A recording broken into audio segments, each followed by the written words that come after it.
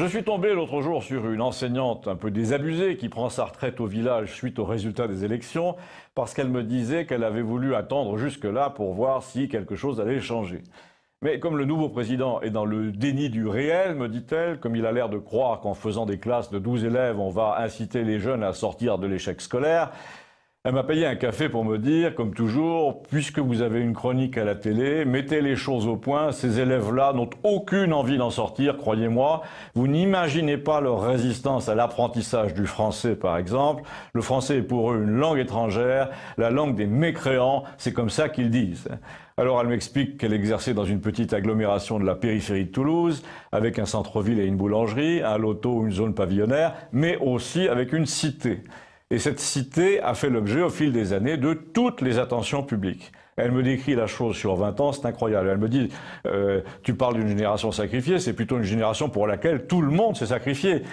Elle me dit que le collège où elle travaillait encore 6 mois plus tôt a aligné 14 tableaux numériques interactifs dans les classes, qu'il a dépensé 100 000 € pour ça, 2 salles d'ordinateur avec 50 PC chacune, tous reliés à Internet, 2 étages de bibliothèque, des dizaines d'heures de tutorat supplémentaires dans les matières faibles, ce qui coûte une fortune à l'État en heures supplémentaires, à quoi il faut ajouter une restauration pratiquement gratuite et des voyages scolaires dans de nombreux pays d'Europe, Espagne, Italie, Angleterre, Allemagne, pris en charge par le foyer socio-éducatif. Et tout ça, me dit-elle, pour arriver à un résultat constamment décevant, la haine de la France à l'état pur, dans leur bouche, le souci affiché, proclamé de remplacer un jour notre culture par la leur. C'est clairement dit, c'est répété, c'est martelé en classe, même si je sais qu'il y a une part de provocation qui m'est réservée, me dit-elle, il est difficile de ne pas voir s'organiser un discours résolument hostile à ce que nous sommes en bloc. Quel que soit le sujet que j'aborde, en histoire, en géographie, en éducation civique, je ne rencontre de leur part que mépris et hostilité vis-à-vis de notre passé, nos valeurs, notre vision de la démocratie. Je n'ose même plus prononcer le mot laïcité en classe de peur de les voir m'insulter. Et la plupart des collègues ont abdiqué depuis longtemps. J'ai cru un temps, me dit-elle encore, qu'il était possible de leur transmettre connaissance, sagesse, foi en l'avenir, etc.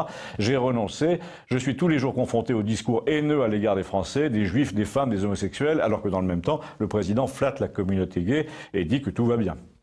L'évocation du terrorisme, par exemple, fondamentaliste, les fait sourire, dans le meilleur des cas, quand ils ne font pas ouvertement en classe l'apologie de l'État islamique et de la charia. Alors, avec des classes de 12 élèves, m'a-t-elle dit, le seul résultat qu'ils vont obtenir, c'est que le professeur ne pourra plus faire semblant de n'avoir pas entendu les insultes. Mais il ne pourra pas davantage y répondre. On va donc, me dit-elle, vers un comble d'humiliation pour les profs, et les vrais professeurs vont prendre le maquis pour aller faire du privé sans contrat, et d'ailleurs c'est bien parti. Et le pire, c'est que c'est un élève des jésuites d'Amiens, marié à une prof des jésuites de Paris, qui nous oblige à subir ça. Là-dessus, je suis très curieux de vos témoignages. Merci.